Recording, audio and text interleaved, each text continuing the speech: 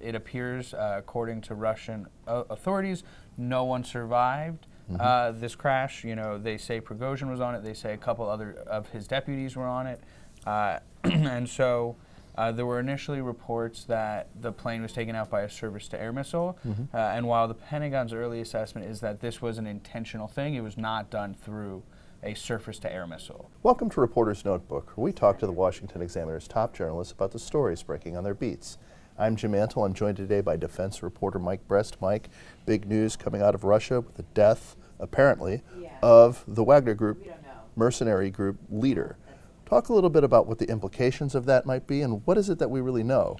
So, to level set, Yevgeny Prigozhin is presumed by, the current assessment, early assessment from the Department of Defense, to have been killed aboard this flight that we saw earlier this week come down in Russia. It appears, according to Russian authorities, no one survived this crash. They say Prigozhin was on it. They say a couple other of his deputies were on it.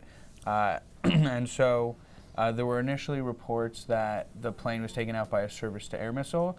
And while the Pentagon's early assessment is that this was an intentional thing, it was not done through a surface-to-air missile.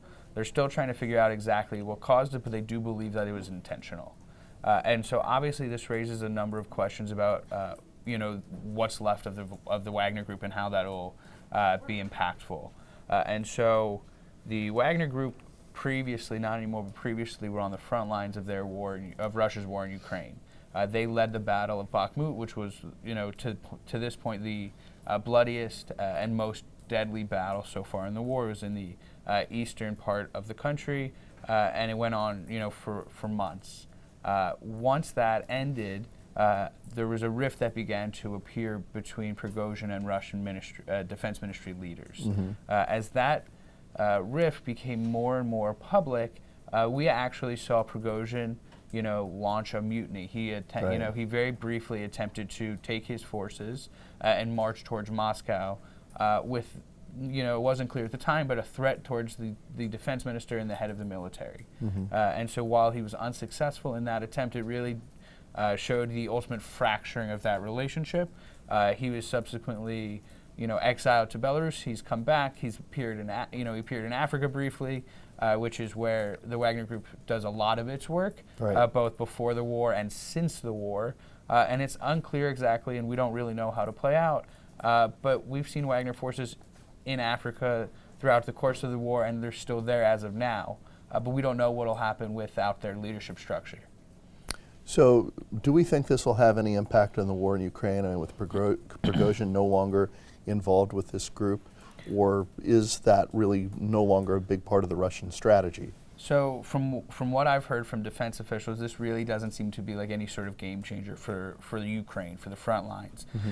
Because so few of the troops were still left on the front lines, this is no longer, part of the equation there. So closer to home, we've had a big debate among Republican presidential candidates, and it sort of highlighted a little bit of a divide within the party over whether we should continue to aid Ukraine to the same extent that we've been doing previously. Discuss somewhat what we've heard and where the fault lines lie. So at the debate earlier this week, we saw Governor Ron DeSantis and Vivek Ramaswamy, two of the more popular presidential candidates, say that they were not interested in increasing aid to Ukraine. That's the way the question was phrased, was increasing the aid. While both of them, said they weren't interested in doing this, DeSantis said he would encourage or push Europe to increase its aid, but he didn't actually specify whether or not he would decrease U.S. aid. For the other candidate, Ramaswamy, he said, Ukraine is not of vital interest to the United States, which garnered a lot of backlash both from other candidates as well as you heard some jeers in the crowd. One of the biggest critics of that viewpoint was former U.S. Ambassador to the UN, Nikki Haley, who said not only was his lack of foreign policy experience showing, she also accused him of supporting a murderer in Vladimir Putin. Also on her side of the aisle was former Governor Chris Christie and former Vice President Mike Pence, both of whom have traveled in recent months to Ukraine to see what the effects of the war. Both of them have met with Ukrainian President Zelensky, and so they were very supportive of continuing aid. So one thing that we've seen with the war in Ukraine is the use of Iranian drones by the Russians. You've had some experience lately looking a little bit about what kind of equipment might have been used. What did you learn? So there are two different Iranian drones that they have provided en masse to Russia. The first is the Shahed 131, and the second is the Shahed 136, which is slightly larger, but they're, for all intents and purposes, the same thing. Mm-hmm. These are one-way drones, so they don't need a long runway, so you send them off in the air. They go, they hit the target, and then they explode. They don't come back. They can't change directions. So it's a very low-tech drone. And so they have really cornered the market, being Iran, and found a need that they were able to exploit from Russia and in exchange for increasing the defense partnership there. The U.S. has actually now confirmed that this is happening because they've taken a drone that was recovered in Iraq from an attack that Iran has claimed credit for, Sure. And compared it to remnants of Iranian drones found in Ukraine, and have shown reporters, including myself, how they are the same. They've taken pieces off of one and put them on the other, and vice versa, and they've shown us, inside the drones to show that even the interior material that is used is the same.